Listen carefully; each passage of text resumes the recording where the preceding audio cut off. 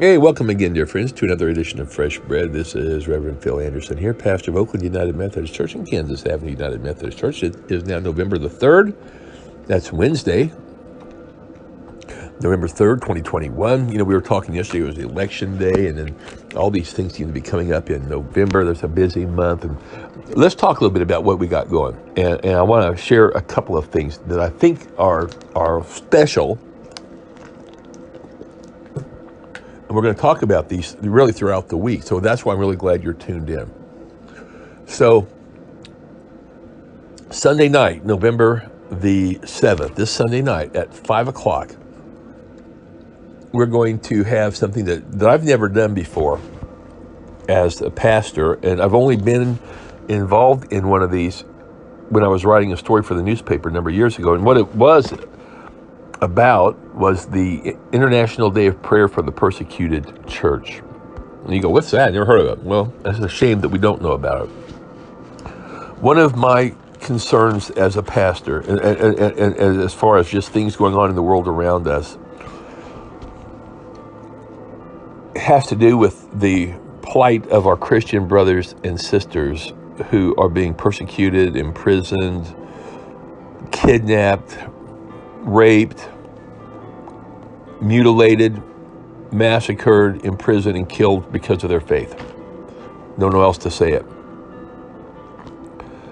I don't know of any other religious group, if you will, in the world today that has this type of persecution. It's the Christians that are being persecuted far more than any other group. Now, I'm not saying there aren't others that are being persecuted by any means and being tortured or imprisoned or even killed, but it's the Christians that are the ones that have, over the years, been the ones that have been singled out for this type of treatment.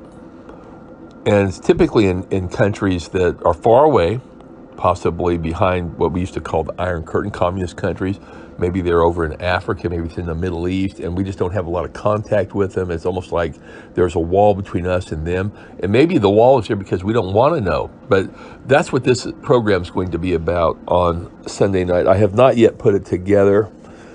I'm praying that it's going to be meaningful for everybody on the 7th.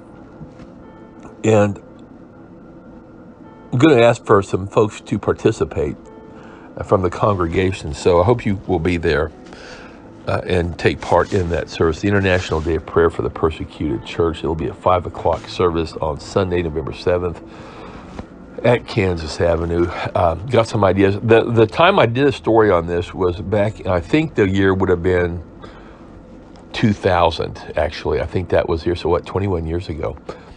And as I recall, there was a group from Northland Christian Church here in Topeka that was sponsoring an event that was going to commemorate the International Day of Prayer for the Persecuted Church.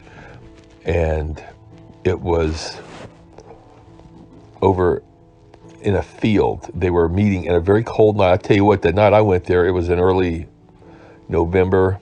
And I mean, it was freezing cold. And they were going to meet out there in the dark on that next Sunday night. So I was doing the story before they met to kind of let people know about it. And they were just saying, this is how a lot of people around the world are meeting today.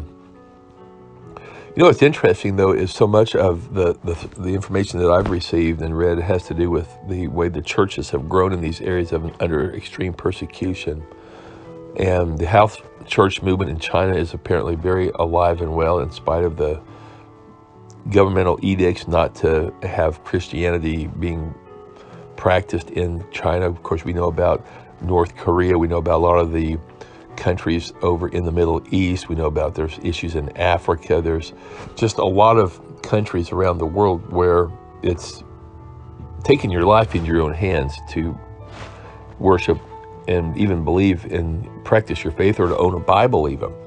And so there's a lot going on, way more than I know about, to help these folks. And I think it's something we need to be aware of more than what we are. And this goes especially for the church here in the United States. Often we just are in our little comfortable pews and we think everything's fine because, hey, we're not being persecuted. We haven't bothered to really look and see what's going on elsewhere. So if nothing else, I hope this will let us know how much we need to be praying for our brothers and sisters around the world. We'll come back tomorrow for more Fresh Bread. Have a great day.